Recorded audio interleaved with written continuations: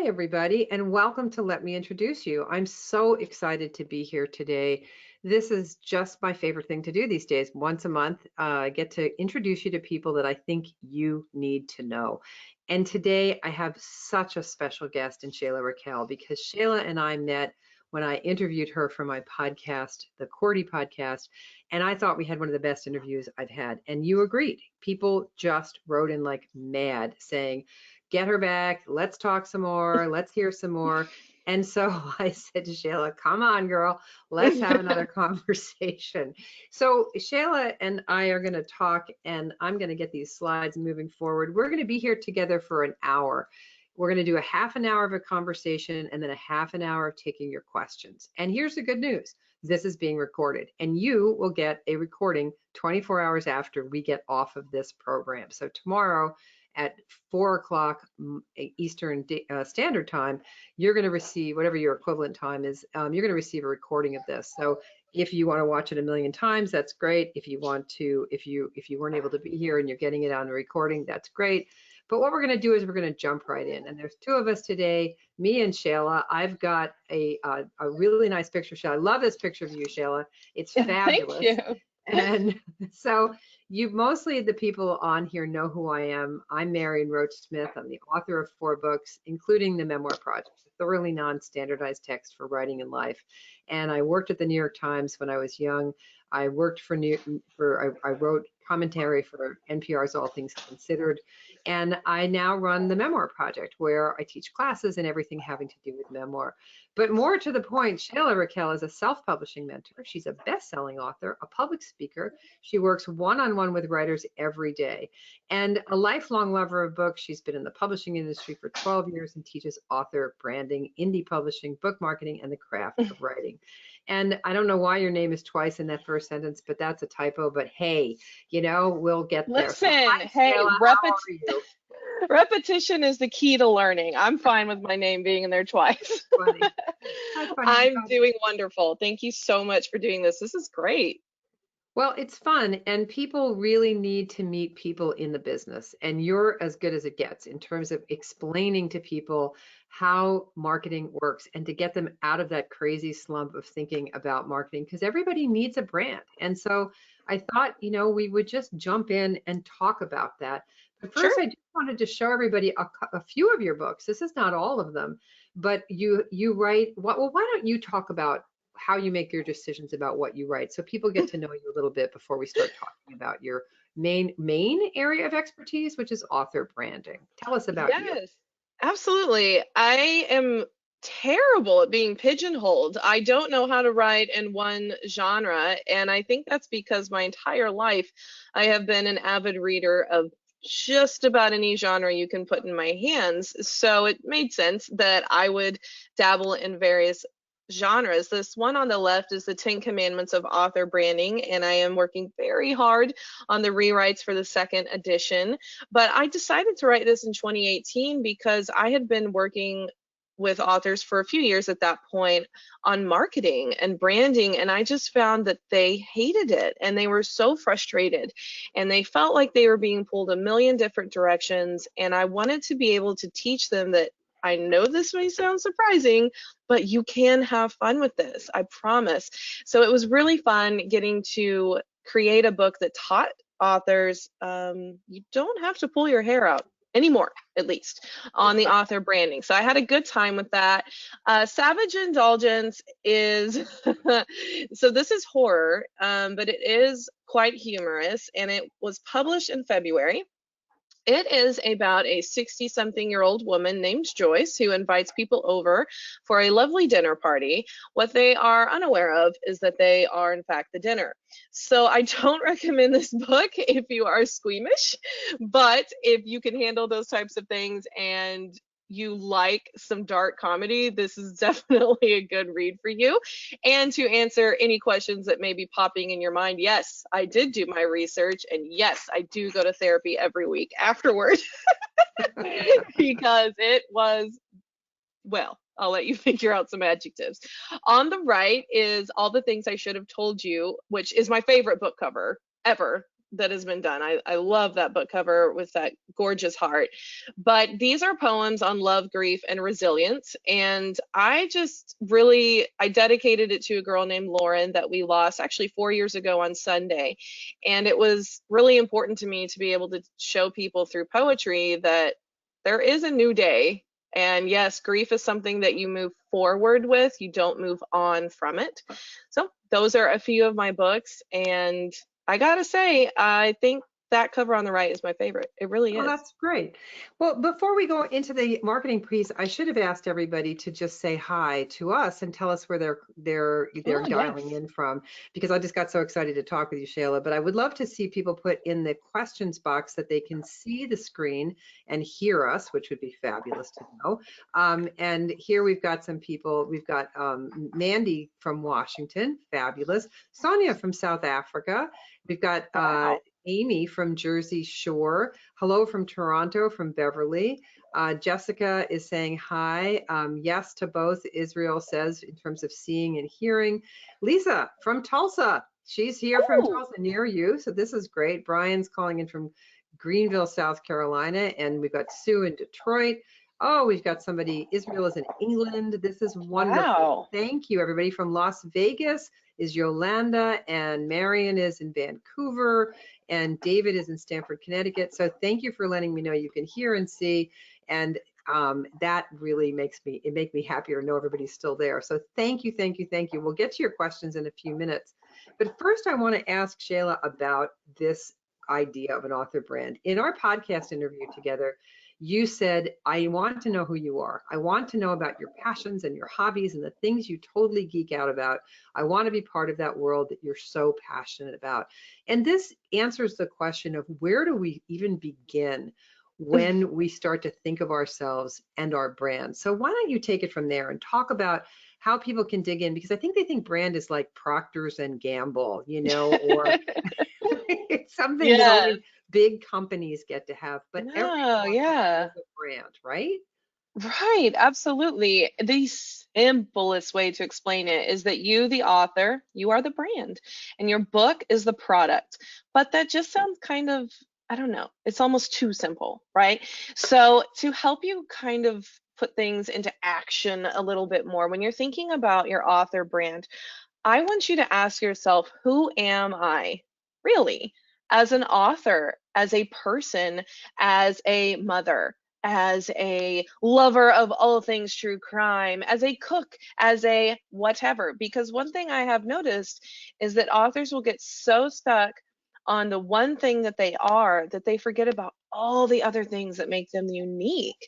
And when it is important for you to talk about your book, I want you to do that. It's called an author brand, yes, but you're still a human being and you still wear many, many, many hats. And I want to know about those things. Wouldn't it kind of bother you if the only thing that someone ever talked about every day was the product they were selling? Yes, you would eventually unfollow them.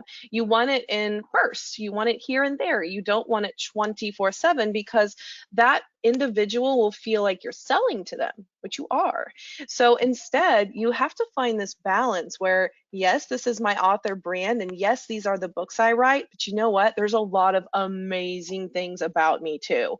And that can include your passions, your hobbies, your family life.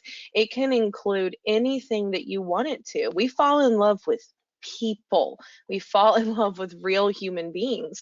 So I do want to always tell my authors, when you're working on your brand, I give them a little questionnaire and I do ask them, what are the things that make you geek out about? Because I want to see you talking about those things too.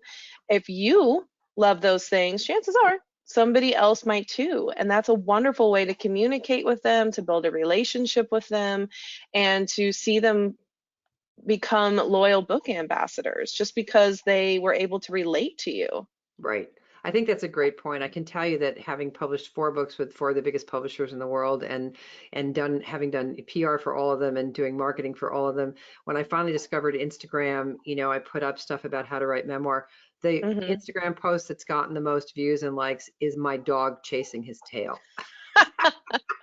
I believe that. I totally believe that. Everybody I loves it, post but it's about my dogs too. Yeah, everybody loves it and everybody gets to know a little more about me. So I think that it's not a conceited point of view.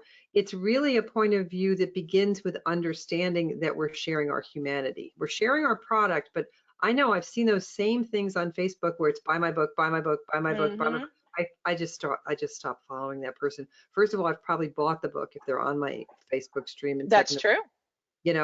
what else have you got? And Hmm. so when I asked you this in the podcast interview, when do you need to begin with thinking about marketing? And you said yesterday. So let's revisit that. When and how? Let's bring it to the how. Let's talk about that. Okay, so this person has got an idea for a book. They're maybe a few pages into the book. Maybe they're well through their first draft, somewhere in the beginning process, but it's never too late, but it's also never too early, is what you said. I mean, it's really That's never too right. early. It's So not. you talk about how you start if you're literally starting, Yes. how do you start from scratch, for instance? Yes, so I do want to preface this by saying I am a planner, okay? I have a beautiful daily planner that I use every day. I have to-do lists on my phone. I have a separate paper to-do list. I am truly a planner. However, if you are like me and you plan, plan, plan, have you noticed that sometimes you might not take action because you are spending so much time planning? Yeah, that can be a problem. And what I want to caution people with before I answer this question, I do think it's great if you want to plan out some posts, if you want to plan out some videos, wonderful. Brainstorm those. Do not spend your entire life planning and never taking action. And I think that honestly, the reason that that happens is due to insecurity. It's due to, oh goodness, what about judgment? What are these people going to think, say? What if I get rejected? There's a lot that goes on mentally that stops us from sharing what it's like to be an author. Maybe that's a conversation for later. But how do you start from scratch? I mentioned this briefly on the podcast, but I am telling you, if you are just now writing your book, if you're in the middle of it, you are in a prime position to document your journey. This is the best time for you, and I hope that you take advantage of it. So to help you understand what I mean, if you're in the middle of writing, let's go ahead and do fiction, okay? And then I'll do a memoir one too, but let's do fiction.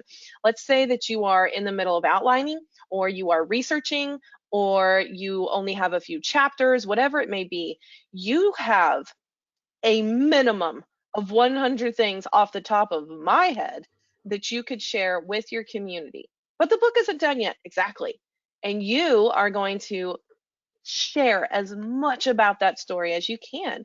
You can take the time to share the research that you found, whether it's funny or weird or amazing, whatever it is. That's one thing right there that you can share. If you have character sketches, maybe you've gone so far as to figure out your Myers-Briggs personality for your protagonist. Maybe you've even gone onto Pinterest or Google and you found photos of what you think your antagonist looks like. Share those.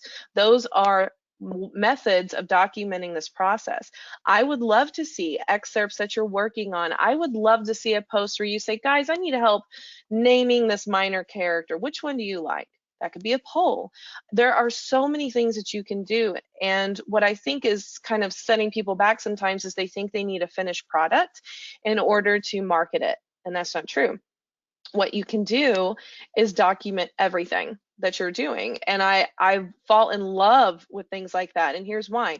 We feel like by the time you get to the end and you are holding that book in your hands, we as your community feel like we were a part of that book too. We Yeah. feel like we have this tiny space in it, and we've been rooting for you, and we've been cheering you on, and we've seen when you've posted about you guys haven't written in weeks. We've seen when you posted your best word count day, and we feel so involved in it. That is, in my opinion, the best way for you to get going with author branding and marketing a book that isn't even published yet. So some of these people are saying, yeah, but I don't have a community yet. And I remember very well, and during the podcast interview, you addressed that, maybe you start with your beta readers. Maybe you start by getting some beta readers. Maybe you Yes. start by getting 4, 5, 8 beta readers for your work, and they're the people you first start with, and then you ask them, do you have friends? Do Yes. you have so just literally I'm thinking of one writer who I see who's on here, and I know he's asking this question right now. He's saying, yes, I've Uh-huh. got my book almost done, but I don't have any community. So Okay. address that if you would, Yes. please. So I do just want to say, and I know this sounds cliche, but you're gonna have to deal with it anyway. When I started my blog for free on WordPress in 2013, I promise you, the only person who commented was my mom. This went on for months and months and months and months. And one day, a woman named Ellen Smith read my blog, and her name was not Shayla's mom. And I thought, wow. And guess what? She is a close friend of mine, and I have edited both of her books. Go figure. My Mm. point is that your community may be one, and you are going to have to be okay with that until it grows and grows and grows. I see so many people sometimes who will come to me and say, well, I only have a few people who follow me, and I want to have X number of followers. So I'll go on there and I'll go look at their Instagram, I'll look at their Twitter, Facebook, whatever. Do you know what I often find? This teeny, teeny, tiny, barely there community that is taking their time to comment, to share, to react, they're not replying. They won't give their time to the tiny community that is paying attention, but they want something gigantic. So make sure first that whoever you have, even if it's one, that you take the time to acknowledge them and thank them for whatever they said or communicate back with them. That's free. Just want to throw that out there. Oh, it's Now, such good as advice. far as far as the community yourself, where you're freaking out and you're like, Shayla, I have nothing. You don't understand.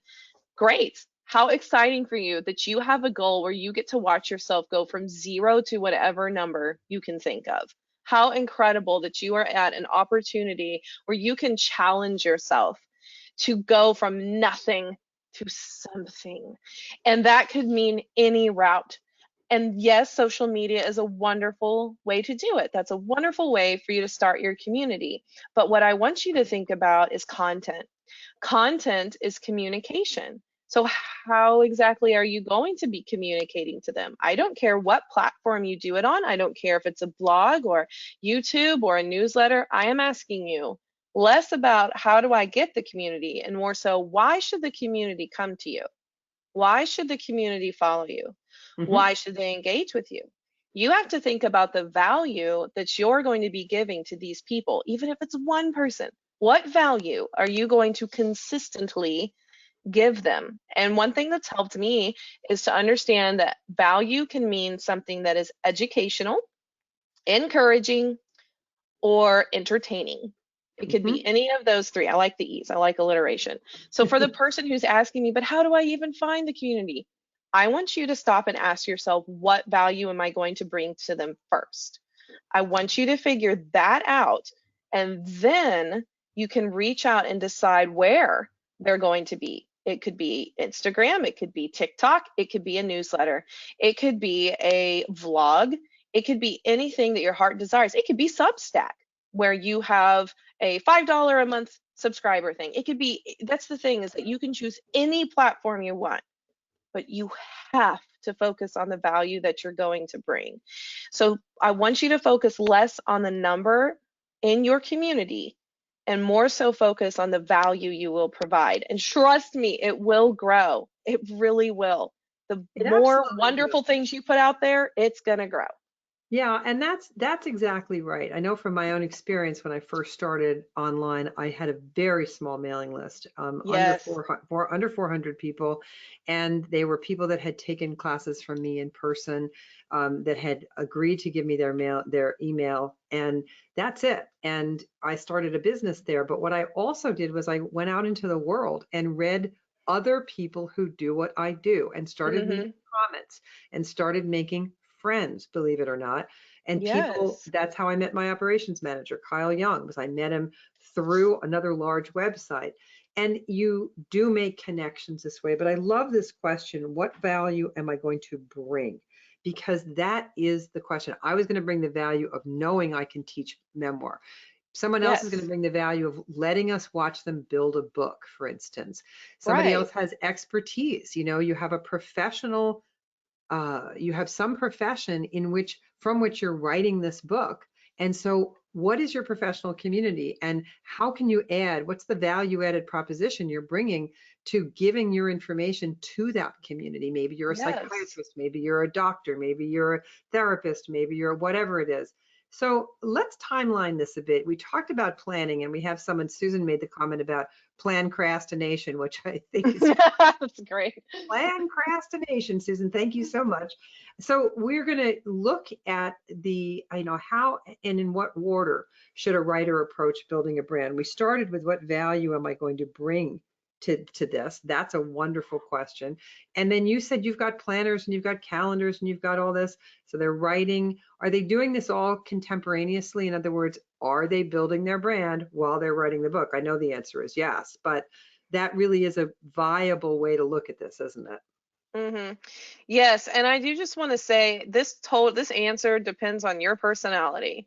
It's Yep. just like the people who, if you decide, well, okay, I'm gonna wake up at 5 in the morning and that's when I'm gonna write, and you do it like 1 or 2 times and then you keel over and you never do it again because you are an 8 p.m. writer, not a 5 a.m. writer. You have to find out what works best for your personality. For example, we know in the world of writing that there are plotters and pantsers, and even now there's planters, right? So you have to figure out what works best for your personality. If you are the type of person who has to have everything planned out, then you need to find the best tools to help you do that, because that is you. That is your personality. If you are someone more like my husband, who is very laid back, does not own a planner, doesn't do things like that, he works off the top of his head, he just does it in the moment, then do that, because that is what works for you. There is no, here's the plan and this is what you do. It is more about what works best for you, your lifestyle. I'll even throw in the word budget, your sanity. I mean, those are the things you need to think about. So, as far as in what order should a Mhm. writer approach building a brand, are you talking about what things should they tackle, such as a website or social media or XYZ? Is that more so what you're asking? Yeah, Aha. there we go. So you're reading my mind. So, do we start, we're writing, we're writing, and then we think, oh, I can't, I went to that thing with Shayla and Marion, or I read up on an agent's website, or I went to that pitch conference and everybody Hmm. was using the word platform. And I'm Yeah. nowhere near a platform. I've got my Mhm. mother, who is my Yep, biggest fan. that's right. So between mother and platform, there seems to be a lot of territory, and we don't know how to navigate it, That's right. especially when there's newsletters, websites, social media, and all else coming down the Hmm. pike. So you are really good about this, about not doing everything. So why don't you start from there about, your whole idea of what you like, and not doing things you hate, because I love you for that one. Well, it's true. You shouldn't be doing things that you hate just because, like, for example, I think TikTok is amazing, and I could go on for an hour about why it's so good for me personally. It could be terrible for another person, you see. So you have to do what is best for you, not just because some marketer was like, this is what you have to do. That's not true. It might not be best for you. So when it comes to figuring out, okay, which one do I do first, Shayla? You're going to tell me, right? I'm going to do this one first, and this one second, and this one third. No. What I'm going to tell you to do is I want you to figure out which part is the most fun to you. What is the thing that you actually enjoy? It could be, Shayla, I love blogging. And so I think I want to spend my time building up a website so that my blog has a really professional looking home. Okay, great, do that. Shayla, I do not want to blog, and a website is kind of the last thing on my list. And I'm really just putting my toe in there. I have no idea what I'm doing, but I have had a lot of fun with a Facebook group. Should I do that? Well, do you like it? Yes. Great. Do that. Start with something that you actually like, that is fun for you, instead of trying to write out a numbered or bulleted list. Okay, I do this first, and then this second, and then this third. No, focus on what is going to be fun for you. And it Hmm. could be any of these. It could very well be the newsletter. You could be really excited about putting that together, but maybe it's something that comes down the road, like way down the road. And that's okay too. I Hmm. would rather you spend your time doing something. How am I trying to say this? I want you to spend your time wisely. Spend your time wisely. So don't feel like you have to have all of these right now. Do I have all of these? Yes. Did I have all of these back in April 2013 when I started my own business? No. It grew organically. It happened over time. I didn't rush myself into trying to have every single thing that I need because I didn't even know myself as a writer at that point. I've been in the publishing industry for 12 years, but I started my company in April 2013. So if I were to take on every single thing on this list, plus a bunch more that I could list, like, we didn't like a podcast or whatever, I didn't even really know myself as a writer yet or as a business professional yet. I had to learn that about myself before I spent thousands of dollars on other things. So I Hmm. want you to focus on the most fun thing, the thing that you enjoy the most. And then I want you from there to start thinking about content. Content equals communication. How am I going to communicate? What am I going to communicate? Why am I communicating XYZ? So I know that that's not the answer everyone wants. They want me to give them this really cool printable that like tells them, okay, you do this first and then that and da, da, da, da, da. No, it's not quite that simple for everyone. Focus on what works best for you, and I promise you the other things will come organically. They really will. I think that's absolutely true. I love Instagram. It's fun for me. I found Pinterest to be less interesting. And I read it and I didn't get along so well, but I found, and I don't need to be on a newsletter because I'm putting my stuff on a blog. I have a blog. So there's no reason in the world I should be writing elsewhere. And you kind of organically move through these things. Are you a visual person? You might really love Instagram. Instagram has a fabulous community of writers, and it is possible to communicate messages in terms of teaching if you've got classes to sell. You know, you have to figure out, as you said, what are you bringing to this world and what are you offering to this world? So Yes, speaking of offering, you are offering a self-publishing class coming up, and I am. we're not doing an upsell here. I never do upsells in the let me introduce you, but I do love to promote the people who are sharing their expertise. So why don't you just tell these people about this? And we're going to take questions in a minute or so, but tell them about what you're doing because one of the things that, and I hope everyone will go listen to the Cordy podcast interview with you.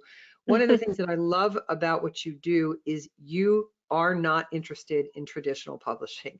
You are not interested in the big four. You are very much interested in the adventure that is self-publishing or independent publishing, as we now call it. So why don't you just tell us what people might learn if they took a class with you on the beauty and adventure of self-publishing? Sure, I'm very excited about this class, and it's something that I teach once a year. I've been teaching for a long time now, and there are certain classes that are like fan favorites. Excuse me, fan favorites. Like my book marketing class is a really big one. The email marketing class is a big one. But I am so excited to do the self-publishing class because I understand that traditional is not for everyone. Just like self-publishing is not for everyone. A good example of this is my good friend Gina Lovelace, who writes middle grade. Her whole thing is, I don't want that responsibility. I am anti-control freak. Please, someone take this away from me. So traditional worked out really well for her. Whereas someone like me, where I am high octane control freak, self-publishing was a wonderful option for me. So on Saturday, January 7th, from 12 to 3 Central, it will be live and recorded. And I will be teaching a self publishing class. And yes, it is lifetime access. So you have it forever. And I'm going to be going over a lot. But just a quick overview, I'm going to be teaching people how to create a budget because, yes, it does cost money to self publish your book. I want to teach them to find their target audience. You and I have kind of dipped into that a little bit, but you have to figure out not just your genre, but who is going to read this book? Got to figure out your audience. I'm also going to be teaching on choosing a printer and distributor. Amazon is not the only one in the game. And vetting the right professionals because you do want to find the right editor, designer, formatter, whatever for your book. And covering some just specs that you never thought you'd have to think about. As an author, you're being asked the question, what is the trim size of your book? And you're thinking, I'm not sure what that is. So we're going to go over those things. We're going to plan a sales strategy. We're going to talk about, yes, reviews and Amazon marketing, because pretty much most books are purchased from Amazon. It's wild. And so for those who do want to try to tame the beast a little bit, we are going to be talking about categories and keywords and rankings and pricing. And then we're going to be finishing up with all those little things that you didn't know you needed to know, like ISBNs, barcodes, proof copies, blurbs, and finally telling the world. So I will be teaching you guys the answer to how will people know your book exists. So I'm very excited to be Great. teaching this class. Great. Well, I put the link in the chat. And I have to say that I published with the three biggest publishers in the world, and then self-published a little book that came out of a blog post one day, Oh, that's cool. that went viral. And that book is the Memoir Project. It was first self-published, and my sister and I published it together. We only printed, I think it was 500 copies. We sold every one, and then I took it to my agent in New York and said, what do you think of this book? And she said, I love this book. Let's Hmm. rename it. It wasn't called the Memoir Project then. Let's rename it and let's take it out to auction. And that's how I ended up with Grand Central Publishing. So I wish I had known when my sister and I were published this book. We sold it off the website. We sold it out of the back of our car, basically. That's I great. wish I had known about, when they asked me all these questions. Now you've got it. What size do you know? It's like, what? Yeah, What? I I have no idea know. that question. But Does in other does your words, book have a bleed or no bleed? right, you do What? want to bleed or no bleed? I'm like, I'm already bleeding enough, thank you. And so I just want to say to people that you can have a remarkable experience. I had a remarkable experience. I ended up building an entire business around that book that started as a blog post, became a self-published book, and then became the Memoir Project in its fullest sense, of which That's this so exciting. talk. It's an interesting thing to build out one thing at a time, right? And have the adventure. So here's how you reach Shayla if you're interested in doing so. And now we're going to take your questions. So we've got a bunch of them in here already. The first one I want to ask you to repeat those 3 E's. Susan asked for this, and I Yes, couldn't agree with absolutely. her more because I loved it. And then it went whizzing by, and I said, What did you just say?" So what are those 3 E's, please? So for me personally, when I try to teach my authors to find the value that they are going to communicate, I ask them, is this educational? Is this encouraging? Or is this entertaining? Sometimes we use the entertaining for things like fiction. You can definitely play around with that a little bit more. But when you are trying to figure out, oh, Shayla, I don't know what's valuable, well, try to ask yourself if it fits into any of those categories. Fabulous. Wonderful. So put your questions in the questions box. We'll get to them as many as possible, get to as many as possible of them. And it's always wonderful to see them coming in. So we've got from Jessica, as we think about content to offer followers, I keep hearing we need to provide some valuable thing to offer that people want enough to give us their email address. Hmm. What kind of thing would you offer as a memoirist? Oh, very fun. So I do have a list of a few things that you can do. So what she's talking about, or the deal is, what is the freebie, right? What is the incentive? Why am I going to give you my coveted, that's the word here, my coveted email address? And so, yeah, you are going to see freebies that people will give away. And I have had a couple of authors who ditched the freebie and instead they just really made it more so about the value of the newsletter itself. And side point, just because you're giving away a freebie, anything else after that that you send in your newsletter should be high value, and you should treat your subscriber as a VIP. I don't ever want to open up an email newsletter and it's just a copy and paste of your blog post, right? Right. Like that's not what I'm looking for as an email subscriber. Anyway, that's it. So as far as things that you can do if you are writing a memoir, I I mean, there's an obvious answer of you give away your best chapter for free to get them interested. And it doesn't necessarily mean it's chapter one. It can be, but it could be a chapter that you feel like is going to resonate the most with your target audience. You can do that. And you can give it away as a PDF. You could give it away as an EPUB as well. You could do both. I've done that. if you don't want to go that route, my question to you would be, what is the major focus or theme of your memoir? And then I would brainstorm ideas around that. So, for example, let's say that, and and the person who's asking this, please feel free to tell me what like the major theme or point of your memoir is, because just because, as you know, like just because you have a memoir, there's, is it about redemption? Is it about Christianity? Is it about non-Christianity? Is it about kids? Is it about, there's something else, there's something major in there, right? So for example, if I had somebody come to me and they said, okay, I do this memoir and I don't know what my freebie is going to be, but it's geared toward parenting, right? Okay, so that's your main focus. Well, then I would say, what about doing a freebie where you give a printable, a checklist of like 50 or 100 ideas to do things with your kids for free, budget Hmm. friendly or free ideas. And the only way they can get it is if they subscribe to you. If it's not a parenting book, what if it's something that is like, I had an author who was a Christian, and so her whole thing was more like Christianity focused in her memoir. So we did really beautiful Bible verses, like the main Bible verses she used, and you Hmm. could print them. And they were made in Canva and they were beautiful and so colorful. So that's something, that's another thing. It would be best if you could help me understand the major theme of the Hmm. memoir, and then we could brainstorm some really cool incentive ideas that people want, I should say. So Jessica follows up with my main theme is about the unconventional route to motherhood, and then the Ooh. debilitating ultra rare disease that took her daughter's life. Oh Oh, and how they goodness. learned I to find just worked joy, on a memoir and very similar to that. how she says how we learn to find joy in the midst of intense tragedy.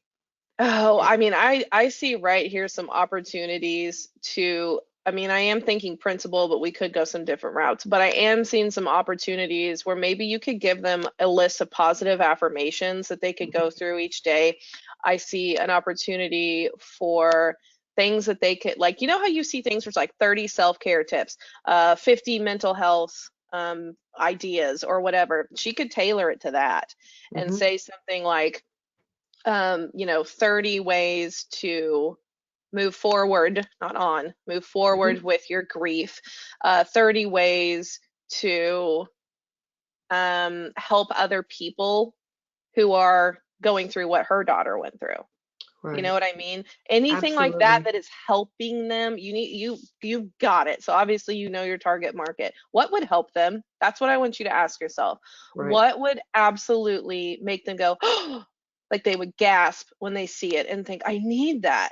That's going to really help me. Find Right. the answer to that question. That's a great piece of advice. And memoirists discover things all the time. And I suspect, Jessica, you discovered things that you shouldn't say to someone Oh, who's in yeah. grief, right? And you could help the Yes. rest of us.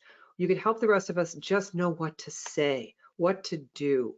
Most of us are trained to call and say, if you need anything, let me know. Well, someone Oh, who's my goodness. experiencing the loss of a child is not sitting there thinking that they can reach out to a lot of people. That's We're right. thinking that perhaps if someone could just show up with some stamps, it would be Hmm. really good so I could send these thank you cards, right? So those kinds of things I think would be very, very helpful. Those are I great just things. want to say on that, after, I was telling you about Lauren, after she passed away, I eventually wrote this Medium article called like Grief Etiquette for the Unenlightened. Yeah. And I was shocked at how many people responded to that. So I believe you said the person's name is Jessica. Jessica, you might want to look into that and see if there's something where you could help people with grief etiquette. I mean, there Yeah. might be something there that would be very beneficial.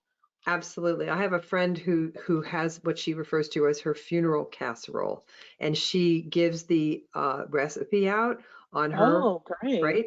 So she gives it out. It's one of her things that she gives out as an author is the recipe for her funeral casserole, what you bring, right? So there's a I lot love of that. different ways to take it. Portia asks, how do we let our unknown community know we're ready for them? How do we first catch their eye? How do we let them know that you're ready for them? Yeah, That's a very interesting question. I love that Well, question. that's a hard question. How do we let them know? Maybe the question here is, are you ready for them? if you're asking that kind of question, it does make me wonder if you're nervous, if you're worried, if you're thinking about all those things, rejection and fear and nervousness and judgment and all of those things. I could be wrong, but if you're asking that question, it kind of makes me wonder if you are holding back from telling your community you're ready for them because maybe you're nervous, or maybe you have those fears that are rooted in childhood that follow us into adulthood. No. And no, never, never. But I wish I knew the answer to that. I don't think anyone's ever really ready. There isn't really this perfect time to do it. But I will say, as far as how you let them know, you just leap.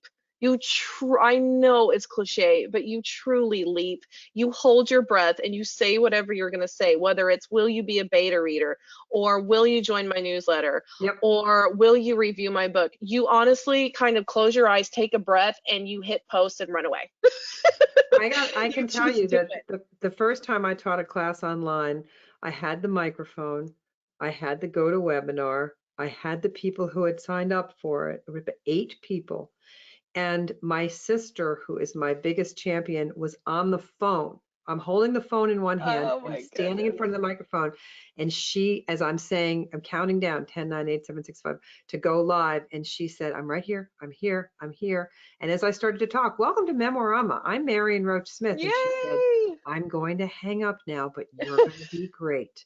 And but she was still, she walked me right into it. So sometimes we're ready because our best friend, walks with us right to the starting line. So, it's a great question. And what I had to offer was my knowledge. And so you're ready for them, Portia, when you have something to offer that you know.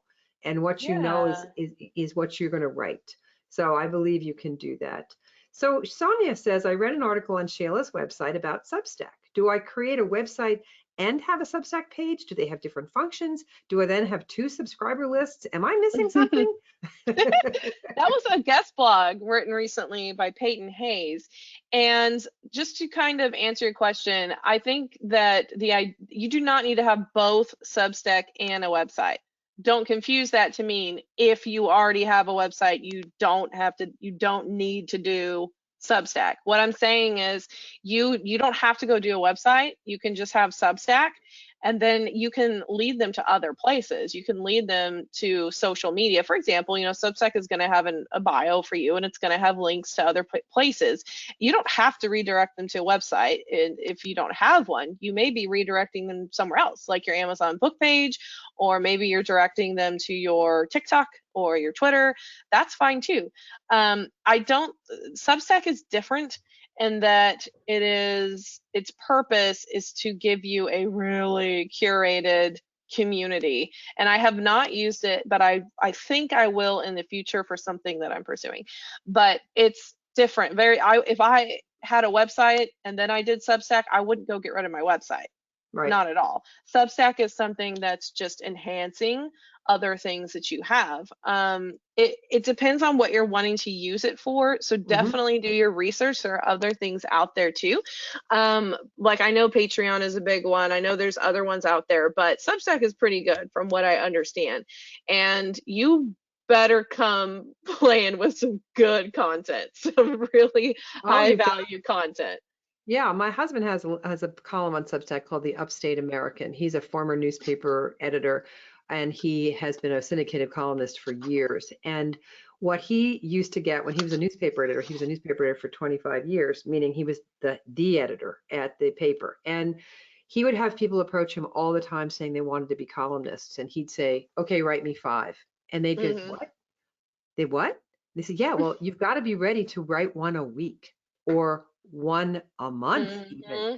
And so Substack is for those people who know they have something to say all the time, right? You can't Yes, write 2 and then go silent because I it's a agree. subscription-based platform. So it's for those of you who have always thought you should be a newspaper columnist or some kind of instructor, and so that you can show us something on a regular basis that we need your voice on. And so it's not for everybody. A blog, you can kind of, you can write, oh, yeah, this just occurred to me. Oh, this is, and it can be Right. kind of in and around your brand. But boy, with Substack, it's like having a newspaper column. So you want to be Yes. careful about that, I think. Yeah, you So better be committed.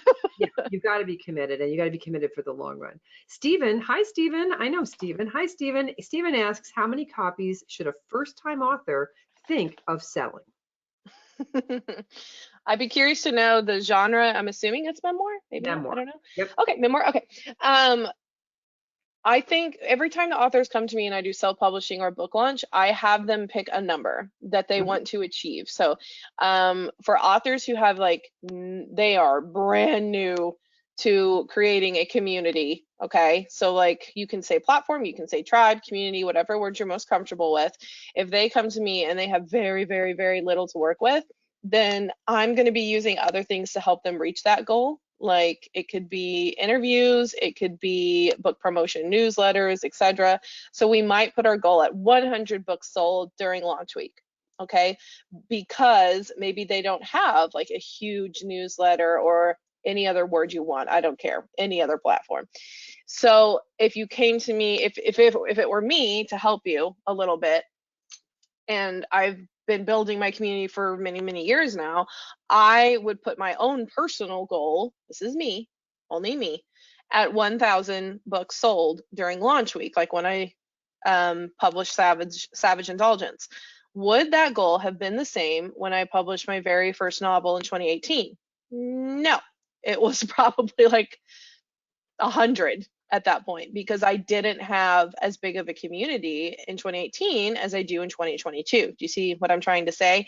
Mhm. So you can pick a number that you think works best for you, but remember SMART goals, like the acronym. Make sure that you can achieve that goal so that you don't feel let down. So don't say I'm going to sell 1,000 copies during launch week if you have nothing. Like if you don't have social media, if you don't have a newsletter or a blog or something where there's very content driven, that feels like you're kind of setting yourself up a little bit. I want you to make sure that you have an attainable goal, and then if you go over that, that's amazing, but try to pick a goal that you know that you can attain. And if Mhm. it's 100, great. If it's 50, great. If it's 500, it doesn't matter. As long there is not one number where it's like, okay, authors should be selling this number. That's not fair because every author is different. Genre, we were talking about platform, genre plays a huge role. And then the subgenres play a huge role, and so on and so forth. So for example, like, let's be honest, a romance author is going to outsell tons of other authors because of the genre, right? So those are just things to consider, but I want you to make sure that you do choose a goal and that you do work hard to try to hit it.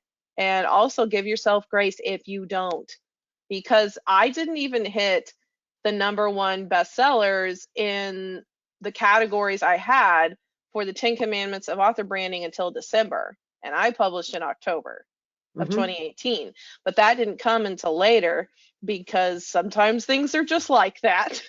And Yes. sometimes things are totally out of your control, and that's okay. But that's my answer. Okay. And Jan asks, in the scheme of things, how important is having a website? I always tell people that, if you, for instance, that they take our op-ed class, and if I read your op-ed in your local newspaper or in a national newspaper, and I want to find you, I'm an agent or a publisher, at least have a landing page, just a I place where agree. I can find you by your name, Yes. ShaylaRaquel.com, whatever. So, when I type in your name, Jan, I want to be able to get in touch with you. But there's no longer the yellow pages to do that, or the white pages. So what do Yeah. you say, Shayla? I agree. And I know this is just a human thing that I don't think we can help. But when we see that somebody has a website, we can't help but think, "Ooh, they must be legit." And maybe it's not even true, but you can't help it. You kind of think, oh, I Googled their name and this website comes up and all this other stuff. Okay, that's good, that's good. And so you kind of do that instinctively, whether it's true or not. And then I've also noticed that when it comes to having a website, I mean, it really is a central hub for all things you. And there are so many things that you can have on a website. And boy, does Google love that. SEO plays a big role, I think, in being able to reach more people when they're searching for things that you could help them with through your writing and through your content. But I Search, do just, search engine optimization, SEO, for oh, I'm those of sorry, you. yes, Yeah. SEO. So Thank you. that's what Google kind of operates on. And but similarly, sometimes I've seen for some really prominent authors, they've just got a flat page, one Hmm. page. And that says to me, wow, they're really so famous, they don't have to offer me anything else, but I I'm like just glad that. I can find them, right? So it, as long as it's not a multi-page website that you haven't touched in 5 years, I'm going to say, legit, right? I think that's where Hmm. you're getting to. There's, it's kind of like when you see somebody who has a domain email address, you're like, oh, they have invested into this, and you can't help it. You just kind of think that for a brief moment. But Right. one thing on the website, and I did say in the podcast, if it is just stressing you out to the nth degree, don't do it. Wait a little while, or just do a landing page. I have seen authors get so stressed out over the money it would take to do one if they can't do it themselves, and then they just, it spirals. So it's okay to pause on that Hmm. and get to it when you're ready. But as far as the question of like how important is it, I don't know, because it depends on what you're writing, and it depends on the value you're bringing, and it depends on your audience, and it depends on so many things. So for me, a website is extremely valuable because many things live there. For example, my blog, the way to subscribe to my newsletter, my classes, 5 of which are there, a way to contact me for speaking, a way to book a consult. You see, so a website for me is extraordinarily valuable. But if you don't feel like you need to do all of those things with your website, it might not be at the top of your list, and that is okay. Hmm. Okay. Beverly asks or says, my biggest fear is I start talking about my memoir and it never gets picked up for publishing. Like I jinx myself. I'm a first-time author, so the jitters are real. But I understand publishers want to see a community audience you've built.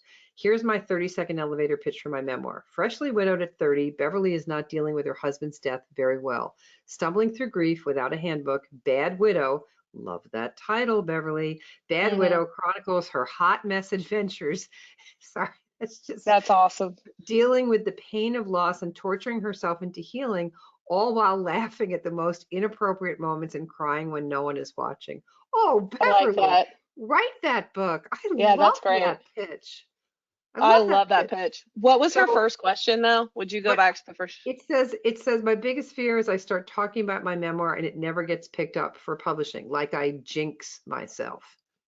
Is this You're a jinx right. to talk about your work? I think it's what you manifest.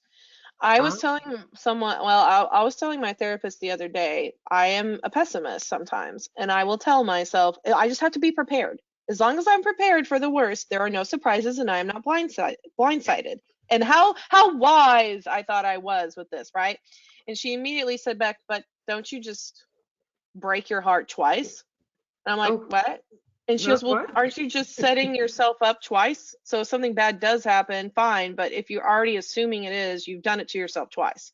I'm like, oh, I see Oh, why I pay you the big bucks.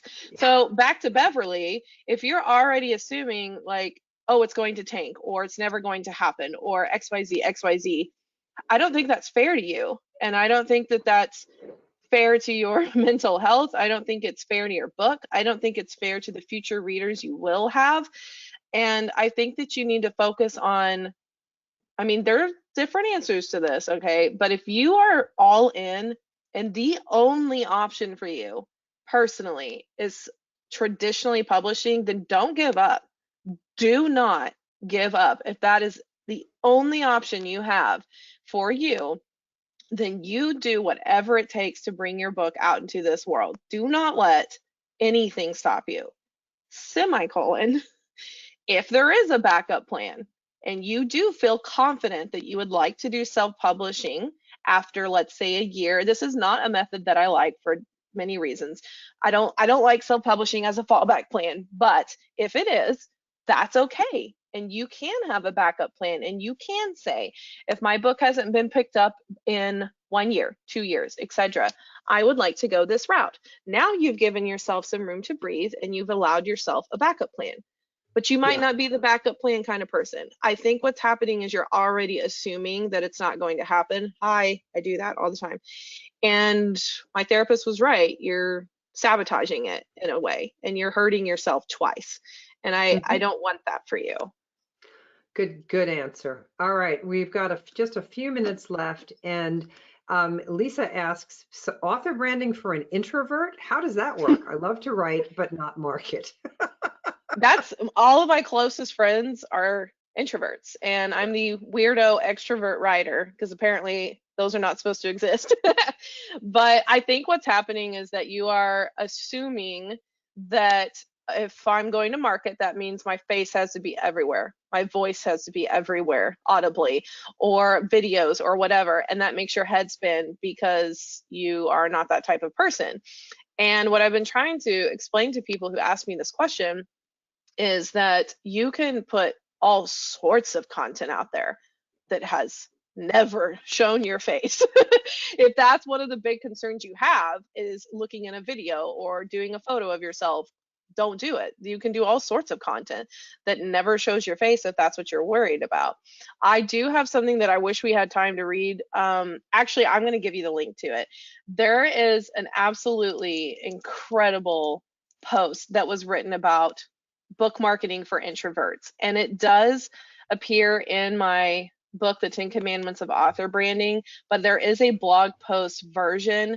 And I sincerely hope that you will take the time to read it because I think it's gonna really shock you in an incredible way. I interviewed 5 introverted writers and I asked them, how do you deal with marketing? And so I'm gonna put that link in the chat for you. That's so kind of you. Thank you. And It we're says gonna it, do, it says organizers only, so hopefully it shows up. I don't know. let's see, if you put it in I don't see, oh, here we go. I'm gonna, if that doesn't work, I'm gonna put it up. I'm copied it Please and I'm do. Thank putting it in you. the chat. Thank you. They went out to all. Great. So as Good. we wrap this up, we've got one last question, and that is, let's see. Um, uh, let's see, we had one. Can you, oh, yes, Kristen asks, can you possibly share a few brainstorm examples of social media content if writing a memoir, the same way you did for a novel? You know what? Yes. I also I also have another link for that. So you guys, there's this link that she's going to give you called free downloads. And if you look on there, there are a couple of things you scroll, but one is like 101 email newsletter content ideas for authors. And the other one, if you scroll, is 103 social media ideas for authors. So first of all, you are going to find some really cool ideas there. I just put that in the chat for her to move around. So Okay. to your question, if you are a memoir writer, what exactly are you supposed to talk about? Well, obviously you have a theme in your book, right? It could be anything. It could be forgiveness. It could be redemption. It could be self-acceptance. What about the widow, where you're trying to navigate this world that you have never been in before? The Okay, bad so widow. She's a yes, bad widow, Bad remember. Widow. Love that title. Oh, so good. So if you have this message that you are trying to get across, you have content to put on social media. You should be talking about the things that you are presenting in your memoir. You should be asking yourself, how can I help someone today who is a widow for the very first time? How can I make her laugh? How can I do that? What could I do today that would make that widow crack up and feel seen? What could I talk about? So the answer is in your memoir itself, and it streams out in all sorts of different ways. Okay, it could come down to many different things, but you have to look at the message within your memoir, and then you have content that branches out from there. So those links should help you, but I don't have one that is specifically for a memoir, but I hope that that's answering your question. I think this is an area where sometimes you overthink it and Hmm. it becomes way too complex when it's as simple as how can I help someone today? And what Absolutely. value can I provide for them? And how? Is that in a photo? Is that a meme? Is that a video? Is that a poem? Is that an illustration that I sketched out? What is it today that I can do to provide value? And guess what? I talk about that in my memoir. So that's like two birds, one stone. That is. And memoirists learn things all the time. So if you could just have a little bit of an adventure in there. In other words, when I was doing research for something I was writing, I found out that the house I currently live in was a speakeasy during Prohibition. So What? yeah, right. So if you just give the offer of 10 things that I learned while writing my memoir. Oh, I love that. There Yes. you go. That if you ask your mother's friends what your mother was like as a young mother, you're going to hear some wild vignettes. I did that for my first book. I interviewed all my mother's friends. I I got to love know my that. family off from a whole different outsider position. So think about what you've learned, and I think you'll absolutely be able to share with people. Thank you, Shayla. This was just great. I'm so grateful to you for coming along today, and I know everybody benefited from it. And everybody go see Shayla. I gave you the contact is shaylaraquel.com. Here's the URL for her class that she's teaching. And there's a whole bunch of things in the chat that you can pick up that you can go see. But Shayla, we're so grateful to you. Your enthusiasm, your passion is really infectious. Well, thank you so, so, so much. I was so excited when you told me about this, and I'm very glad that it was helpful. I do want to say I am weird about this, but if you have a question that I didn't answer or you need clarification, please reach out to me. I'm off the rest of this month. I'm not going to be worried about extra emails, so please ask me so that I can help you. Great. Thank you, everybody. Enjoy the rest of your day. Come see us again at the Memoir Project, and we'll talk to you soon. Bye-bye. Bye. Bye.